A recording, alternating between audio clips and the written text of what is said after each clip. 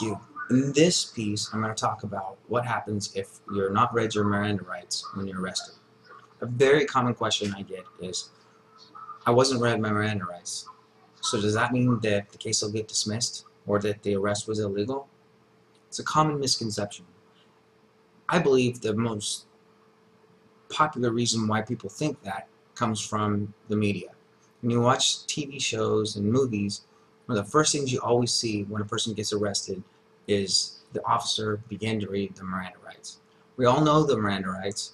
They start off with, you have the right to remain silent, you have a right to an attorney. If you cannot afford an attorney, one will be appointed to you if you wish. Do you understand these rights? And if so, do you want to speak with you? That's the quintessential beginning of an arrest in the movies. But in reality, there's no law that says you have to be read your Miranda rights. Your Miranda rights come from a case called Miranda v. Arizona in 1964. That case held that if a person isn't advised of their right to remain silent and the right to have an attorney present while they're being questioned, then the statements that person makes is not admissible in the prosecution's case in chief. Now, I have to explain some stuff. Case in chief means the first part of the prosecutor's case. That's the part where the prosecutor calls witnesses and presents evidence to meet their burden to prove the case beyond reasonable doubt. Once the prosecutor introduces their evidence, the defense has an opportunity to enter their own evidence. And then once the defense enters their evidence, the prosecutor can then enter rebuttal evidence.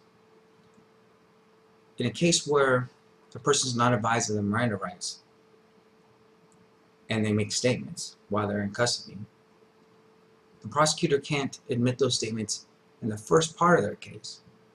But if the defendant then takes the stand and makes a statement that is different than the statement they made before, or omits parts of the statement that they made before, then the prosecutor can then call the officer to the stand who took the original statement, and then that officer can testify about the original statement. You can see already that the power of Miranda is not as powerful as everybody thinks. In fact, in many cases, people can be arrested and not read the Miranda rights, and everything's perfectly fine. For example, if a person is in a store and they shoplift, and the loss prevention officer observes the person shoplift, and there's even video of the person shoplifting, and that person is detained by the loss prevention officer.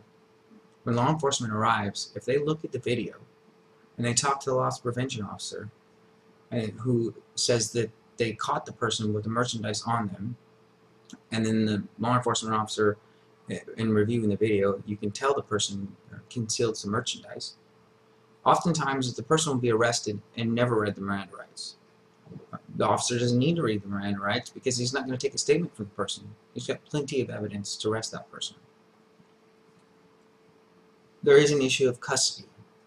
The law has interpreted a person being in custody for purposes of Miranda and some other rules as any time a reasonable person would not feel free to leave. There's a lot of factors that the law can look at to determine whether a person's in custody or not.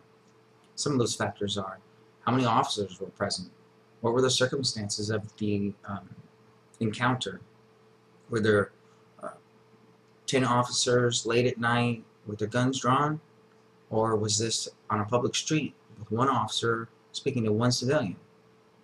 There's a lot of issues that come up there, and when you want to look at those, you really need to speak to a criminal defense attorney who knows the law. Another issue is interrogation. Miranda only applies to interrogation.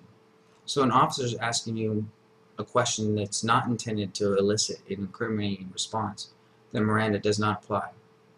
If the officer arrests you and on the way to the station, you blurt out of the blue, "I didn't know he had a knife," or anything along those lines, that's not a response to this. A response to a question that was intended to elicit an incriminating response, and therefore that would be an exception to Miranda. Another exception, just generally outside of interrogation, would be spontaneous statements.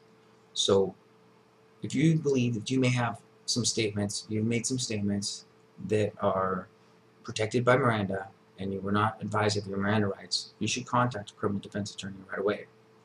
However, you should also be aware that just because you were not read your Miranda rights does not mean the case will be dismissed.